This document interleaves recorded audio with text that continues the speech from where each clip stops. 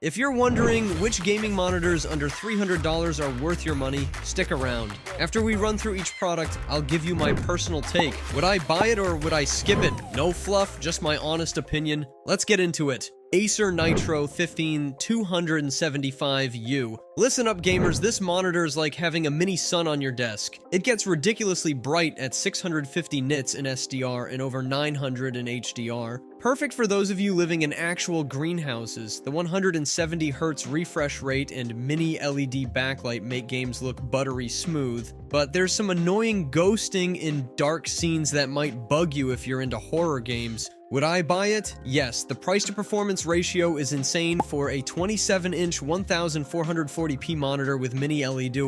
Asus TUF VG259QR. This budget beast rocks a 165Hz refresh rate and an IPS panel that makes colors pop like fireworks, but the HDR is about as useful as a chocolate teapot. The response time is solid and G-Sync works great, though some users reported flickering issues in certain scenarios. Would I buy it? Maybe. It's a decent 1080p option if you're on a tight budget, but there are better choices in this price range. HP Omen 32Q. This chunky boy gives you a massive 32-inch screen with surprisingly good image quality and motion clarity that'll make your games look crisp. The contrast could be better, and the HDR performance is weaker than my grandmother's Wi-Fi signal, peaking at just 384 nits. Would I buy it? Yes, it's basically stealing at this price point for a 32-inch 1440p display with solid gaming performance. BenQ Mobiuz EX2510S,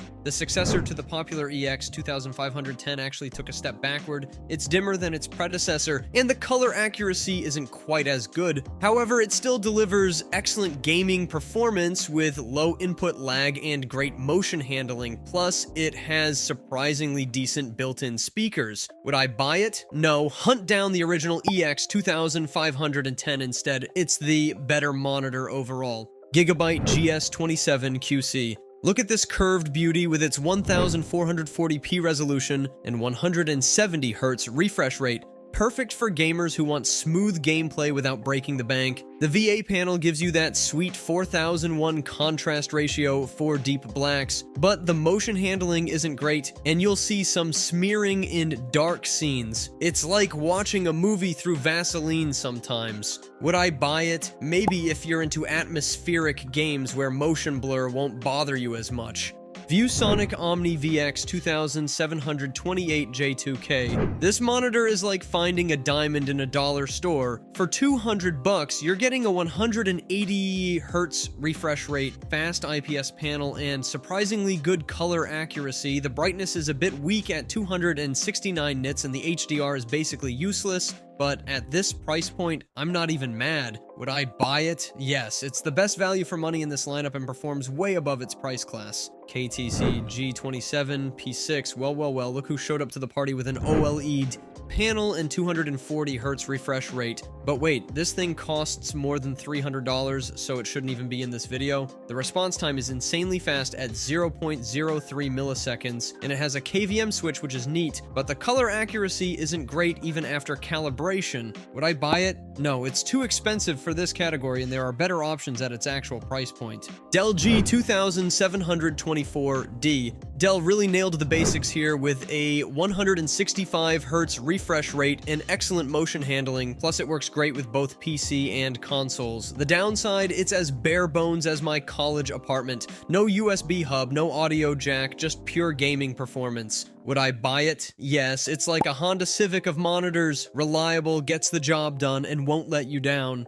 Dell S2721QS. This 4K monitor delivers crisp visuals with its IPS panel and gets bright enough to fight glare, but damn, that 60Hz refresh rate makes it feel like gaming in slow motion. The colors are accurate and the stand is super adjustable, which is great for those moments when you need to show your terrible gaming skills to your friends from different angles. Would I buy it? No, the response time is too slow for serious gaming, making fast-moving objects look like they're swimming in jelly. Asus TUF VG289Q. Another 4K monitor that's surprisingly affordable and has excellent color accuracy, but it comes with some quirks, like ports placed so awkwardly high up that you need to be a contortionist to plug anything in. The 60Hz refresh rate and 5 millisecond response time make it stutter in demanding games, so don't expect to be winning any esports tournaments with this one. Would I buy it? Maybe if you care more about pretty graphics than smooth gameplay and have really long arms for reaching those ports. LG27GN800B, now we're talking gaming, 144Hz refresh rate, 1 millisecond response time, and 1440p resolution that won't murder your graphics card like 4K does.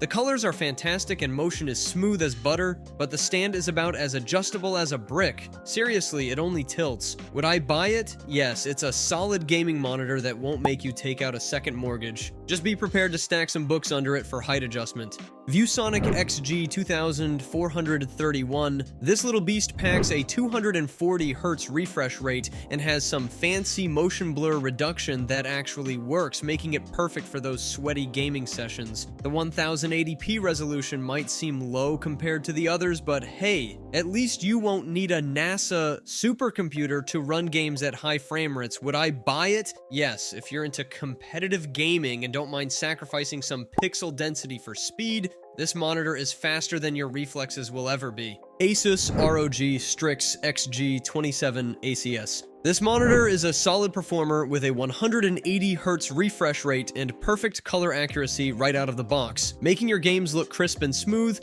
without messing with settings. The contrast ratio is pretty weak though, and blacks look more like dark gray in dimly lit rooms. But at least it's bright enough to fight glare and has fantastic ergonomics for all you desk yoga enthusiasts. It's basically the Toyota Corolla of gaming monitors. Not exciting, but damn reliable and gets the job done. Would I buy it? Yes, it punches above its $300 price tag with premium features that usually cost way more. Innocn 27G1S Plus. This bad boy rocks a 240Hz refresh rate and 1440p resolution that makes everything look buttery smooth. Plus it has a built-in headphone hanger, which is actually pretty neat for keeping your desk tidy. The viewing angles are surprisingly good for a VA panel, almost matching IPS displays, and the stand is actually practical instead of just looking fancy. The only real downside is the lack of built-in speakers. But let's be honest, monitor speakers usually sound like a tin can anyway.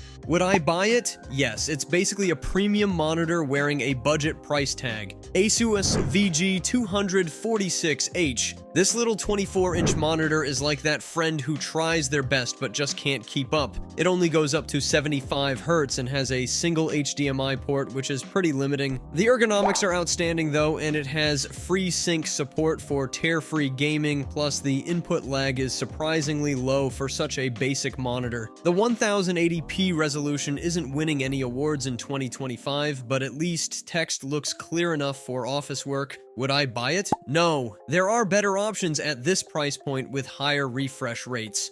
Gigabyte M27QX. This monitor is like the overachiever of the group with its 240Hz refresh rate and excellent gaming performance. Plus, it has a KVM switch for all you multi-device nerds. The colors are vibrant and the motion is super smooth, but the HDR performance is about as impressive as a wet paper bag. It handles reflections like a champ though, so you won't see your disappointed face while gaming in a bright room. Would I buy it? Yes, it's a fantastic all-rounder that delivers premium speed without the premium price tag. LG32 GN650. Man, this 32-inch beast gives you a massive 1440p screen with 165Hz refresh rate and FreeSync Premium, making it perfect for casual gaming. But damn, that response time is slower than my grandma trying to use a smartphone. The VA panel gives you those deep blacks with a 3001 contrast ratio, but the viewing angles are so bad you better sit perfectly still, or the image will look like a cheap LCD calculator from the 90s. Would I buy it? Maybe. If you want a huge screen and don't play fast-paced games, this could be your budget champion. Xiaomi G Pro 27i. This monitor is absolutely insane with its 1152 mini LED dimming zones and 1000 nits peak brightness that will literally burn your retinas at full power. The 180Hz refresh rate and 1440p resolution are great, but Xiaomi decided to cheap out on features like USB ports and speakers because apparently adding a $2 audio component would bankrupt them. Would I buy it? No, it's actually over our $300 budget at around $370, but I had to mention it because it's just that good for the price. AOC Q27G3XMN. This monitor is the definition of a budget banger with its 336 zone mini LED backlight that can hit 1300 nits peak brightness, making HDR content look absolutely stunning. The VA panel does have some ghosting and fast-paced games, but for $280, you're getting image quality that makes $700 monitors look like they're overpriced garbage. Would I buy it? Yes. This is literally the cheapest mini LED monitor you can buy, and it performs like monitors twice its price. Alienware AW2523HF. Dell really went all in with this 360Hz monster that makes motion look smoother than butter on a hot pan, but they decided 1080p resolution was good enough because apparently pixels are expensive. The IPS panel gives you great viewing angles, but the contrast is so bad that blacks look grayer than a cloudy day in London. Would I buy it? No, unless you're a competitive esports player who values refresh rate over everything else. This ain't it, chief. Thanks for watching. I hope this video helped you pick the gaming monitors under $300 for you. If you have any questions, drop a comment below. Links to all of these products mentioned in this video will be in the description.